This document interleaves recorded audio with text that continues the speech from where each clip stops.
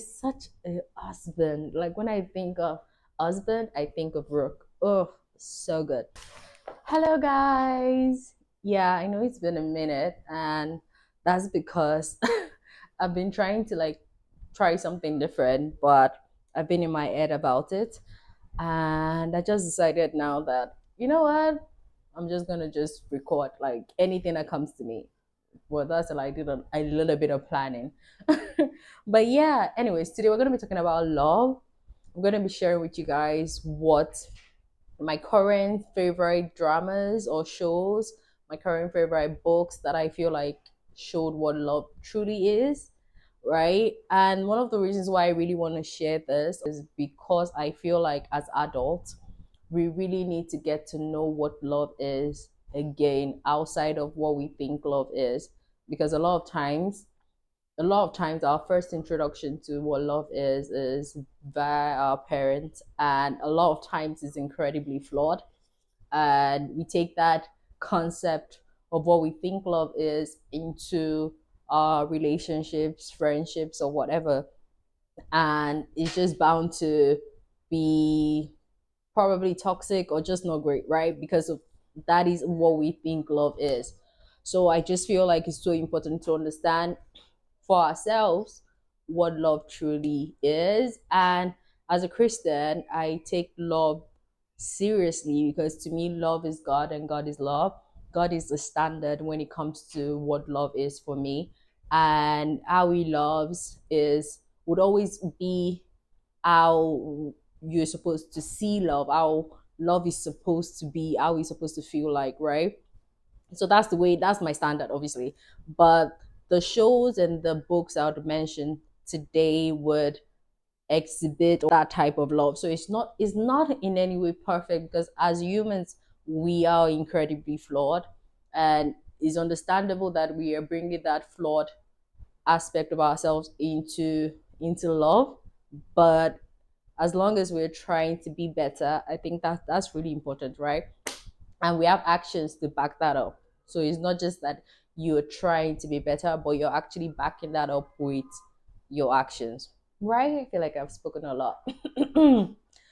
Anyways, next, so let's talk about the shows, the just two shows to be honest that I'm watching or I've finished because I finished one, I'm still watching one that I feel like they're doing love really well. The first one is the one I finished is a C drama, a Chinese drama, which I've never watched a Chinese drama before. I've tried a couple of times, but it just never really sat well with me.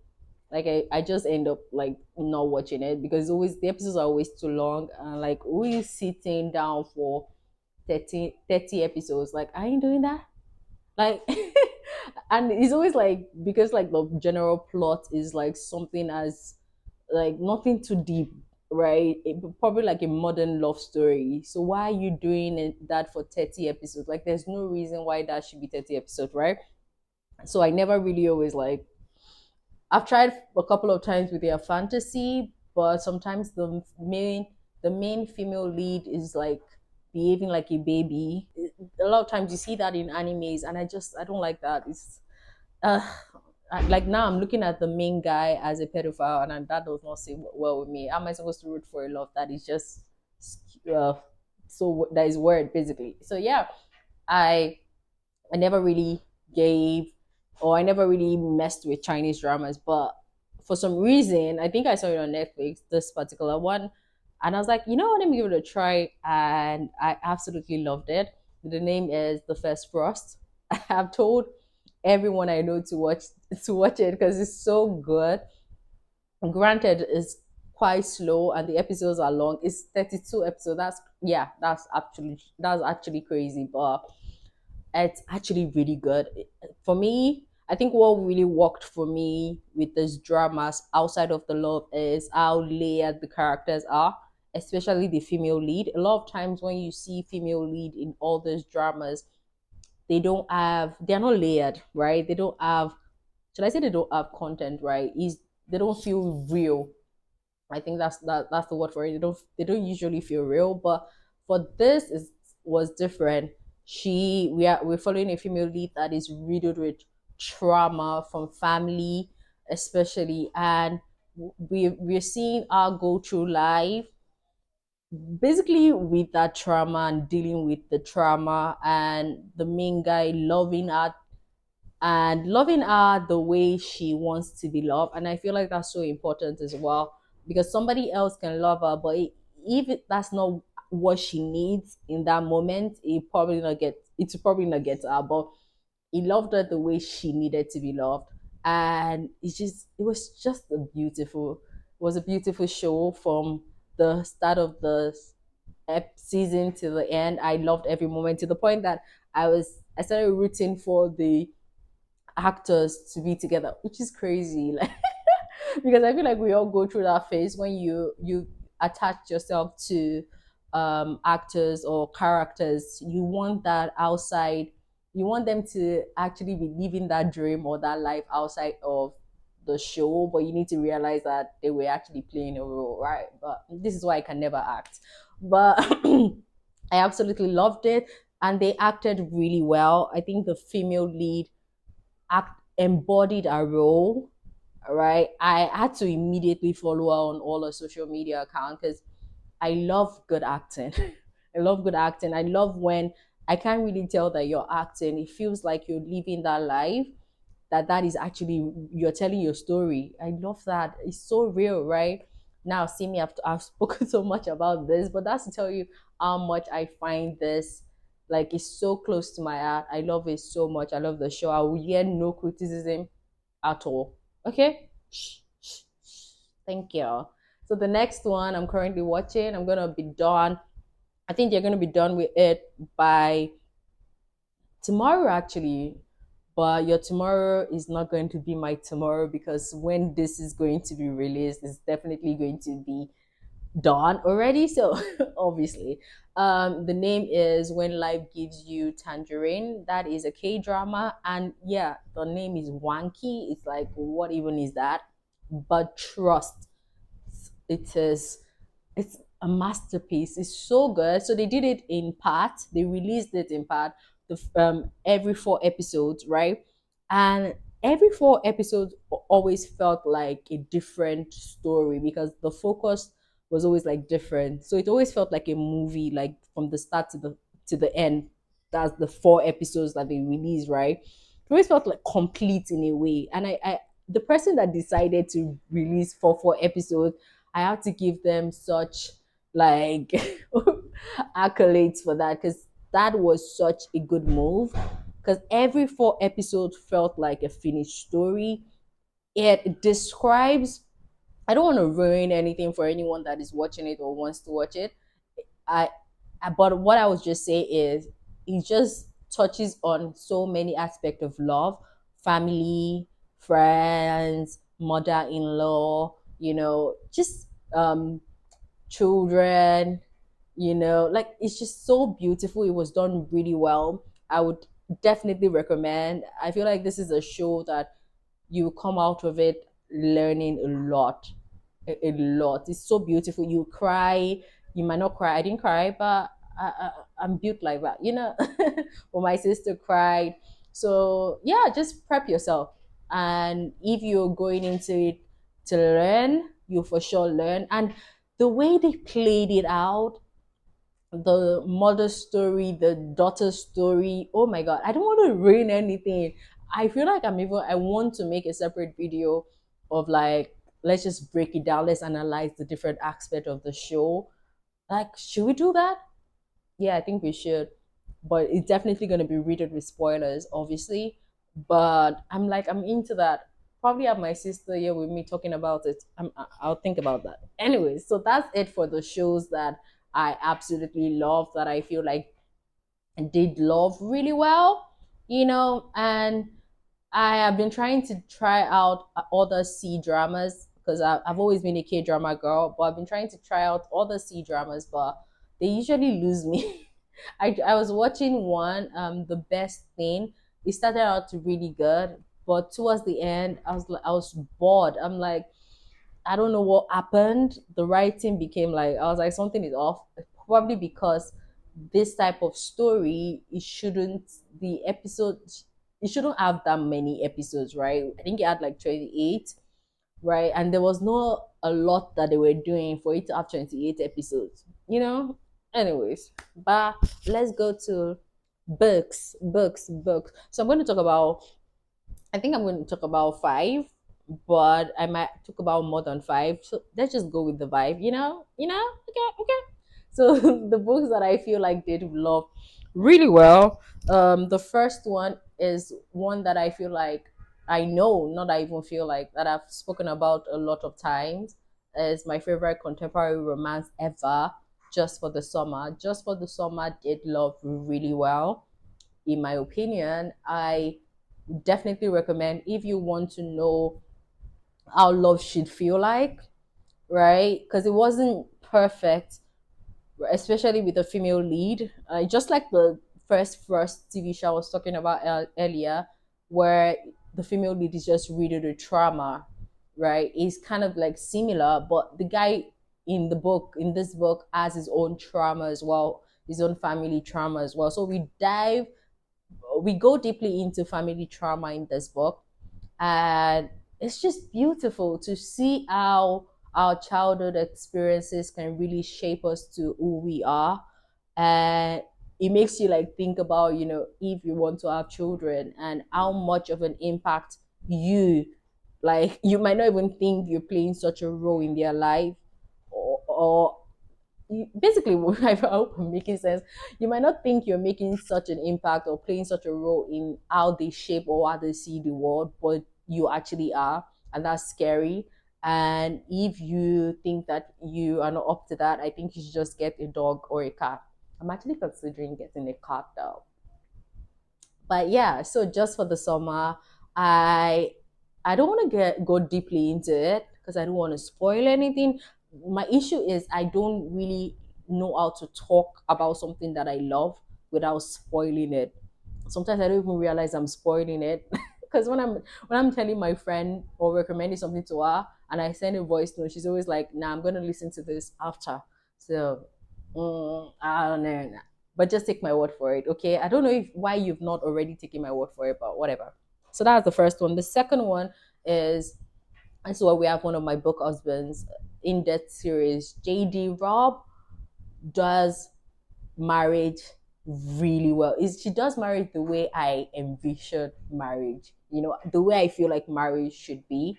Like I said again, is not perfect because the girl is coming with so much trauma. Wait, I feel like I'm noticing like a team with all of this. Like, to have a thing for girls that have trauma, which is crazy because I don't really have like the amount of trauma these girls have. I wouldn't say I have that, you know. Like, I don't want to be like, oh, I don't have trauma, but if you want to compare my own trauma, God, I'm using that word loosely with me. But if you want to compare that to the girls, the female leader mentioned, is like so far apart because these girls are riddled with trauma, right? They've been through it. Like, the world really showed them shiggy, right? But yeah, this particular in the series, the main lead Eve, she actually went through it way worse than the rest. She went through it. Oh my goodness, like I don't want to say it. I don't want to say what she went through, but like, she actually is riddled with trauma. And the main lead who became a husband, just I feel like they just balance each other so well because he also has his own trauma. Wait, do I have a thing for people having trouble? What is going on? Now, I think I just have a thing for people that are flawed. They recognize that they are flawed, but they're actually making steps to better themselves. I think that is so attractive, right? You're not just saying it because one thing that you need to understand is as adults, it's very difficult to change, right? I don't want to be a pessimist, but it is very difficult to change. It's very difficult to change behavior that you've set after you pass a certain age. It's very difficult to change personality. Some theories will even argue that when you pass a certain age, you can never change your behavior. You can never change your personality. So it depends on what school of thought you support, but I'm still a little bit optimistic with that I do believe you can change, but it'll have to take a lot of not just willingness from your own part, but a lot of action. Like you have to back it up. It can't just be, oh, I'm self-aware, right? You have to really back what you say up, right? Yeah. So I like when people recognize their flaws and are actually taking the steps to better themselves. And a lot of times in this relationships, you see that you see how they complement each other, right? You see how they complement each other, and that's what I love. So in that series follows both of them and other characters, but they are always like they're solving different crimes in all of the books. I think we have like probably 60 books right now. I'm not sure. Right now I've read it all, but yeah, it's just like I love my criminal shows. So if you're a fan of like shows like Criminal Minds, shows like FBI, then this series is for you. You can read it in any, like I don't think you need to follow it, right? But it makes sense for you to read the first book, obviously. So you get introduced to the different characters, right? So recommend. So that was the second book. I love the main guy in that book so much. Oh my god. I love Rook. Rook is such a husband. Like when I think of husband, I think of Rook. Oh, so good. Anyways, so the third one, what should we talk about? Oh yeah, let's talk about Red Rising. Red Rising series is something I've always talked about. It's a 5-star series, really good. I'm trying to think of like the genre I would put it under because it's not really sci-fi, but it's also not really fantasy. Maybe sci-fi. I'm not sure actually. I think sci-fi, but I don't want to. It's not as like sci-fi as like Project Hail Mary kind of sci-fi, right? It's not that kind of sci-fi. It's not like sci-fi like Altered Carbon, but it is sci-fi, right? I don't think it's fantasy. Girls or guys or girls or guys, whatever. Just check it out yourself. Whatever. It's really good. The series is a 5-star series, done really well, really, really, really, really well. Oh wait, was it dystopia? I don't know. Don't stress me. Anyway, it's a 5-star series done really well. And one thing that I really like about the series is just the touch of romance. A lot of times, books written by men, you're gonna hear this from me.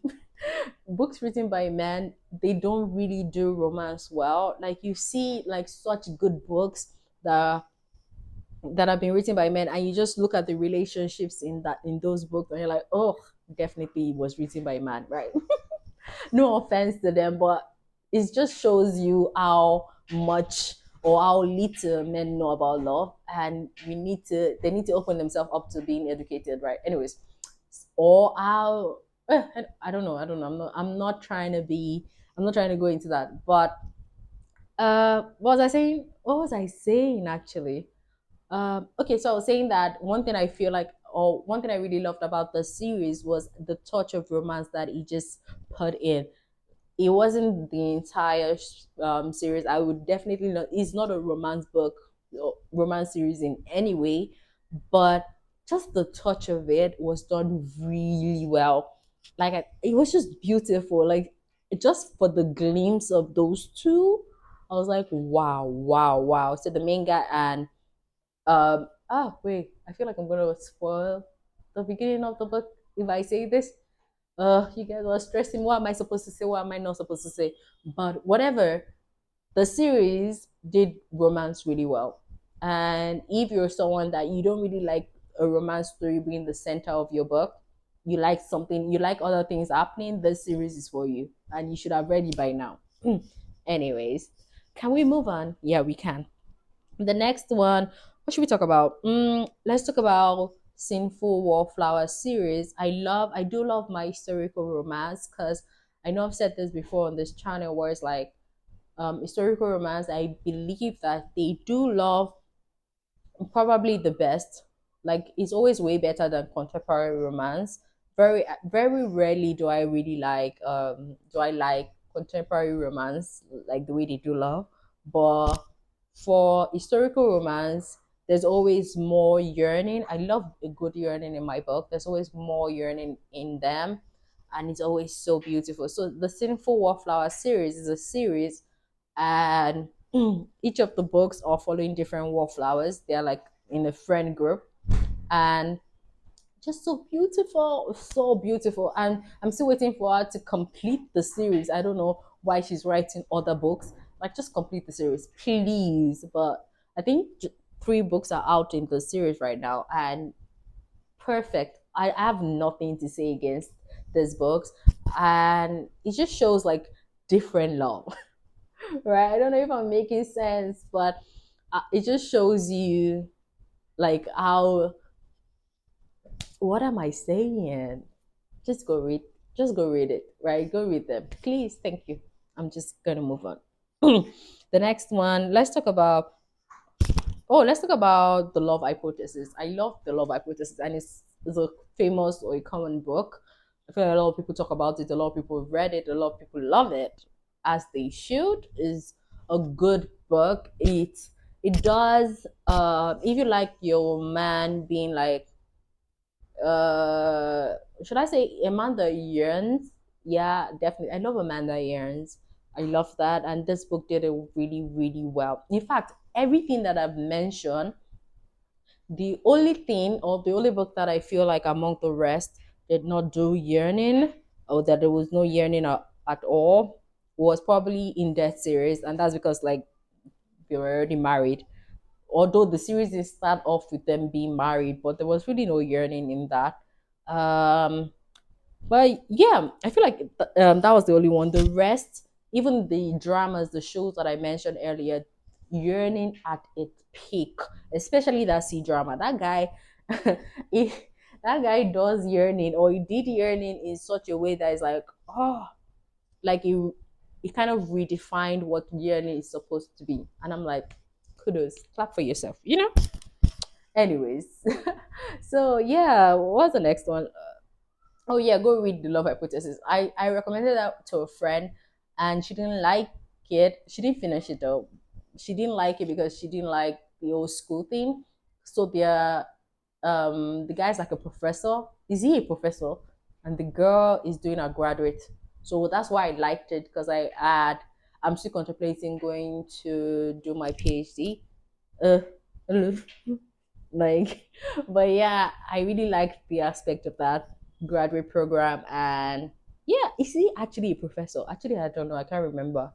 But the setting is very school, very research. So if that's not for you, definitely don't read that. But if it's for you, I like a book that makes me feel smart. You know, in fact, I feel like I'm going to record a new video where I'm just going to recommend books to you guys, where it's just going to make you come out of it feeling really smart.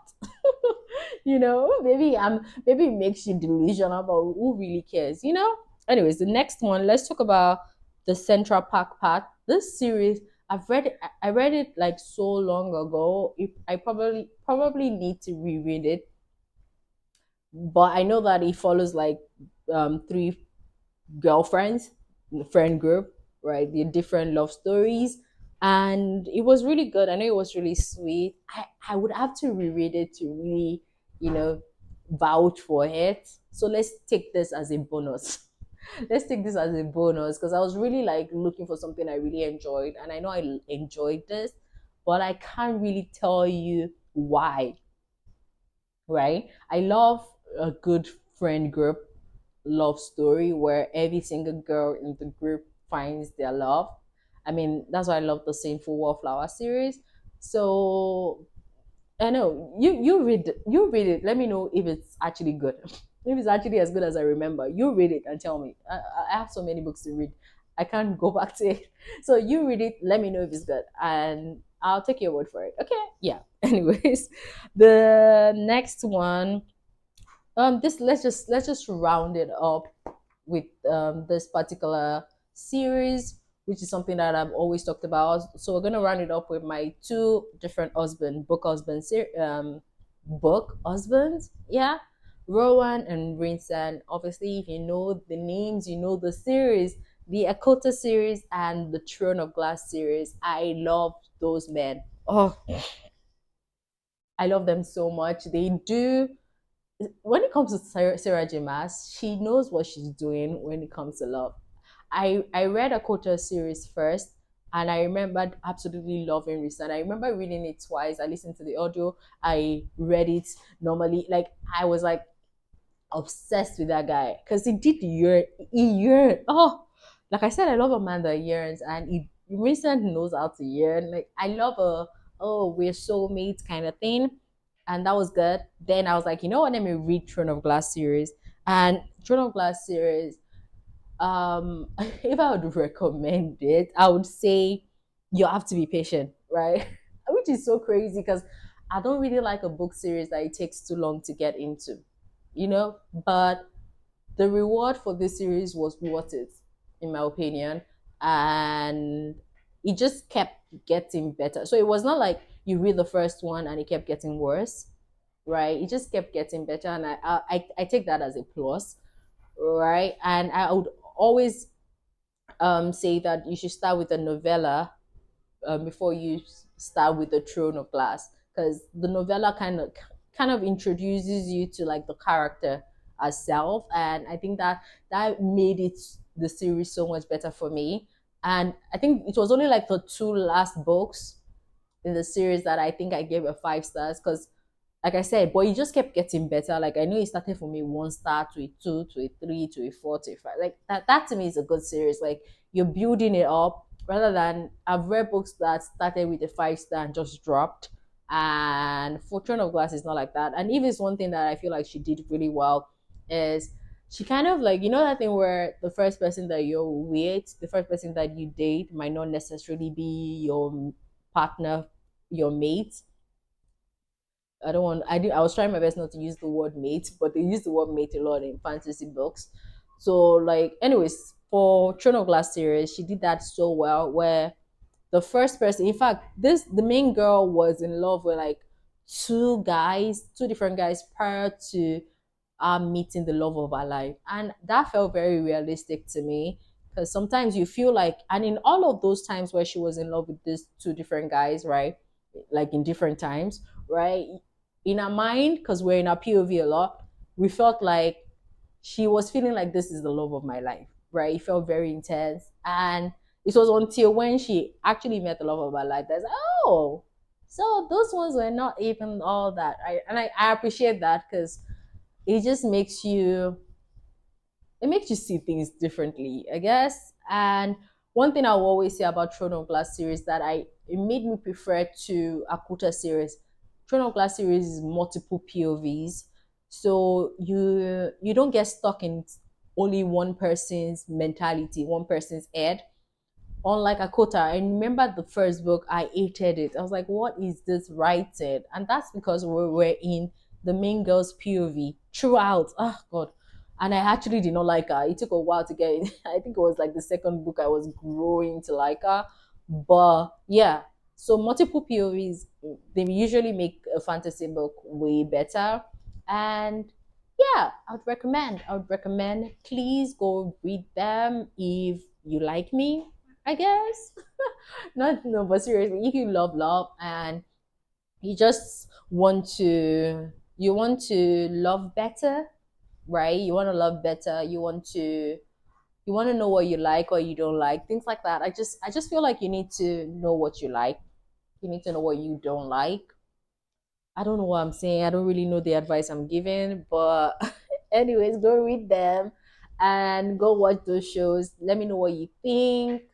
Leave a comment or leave comments telling me what you think about those shows and what you think about the books. Have you read them? Do you want to read them?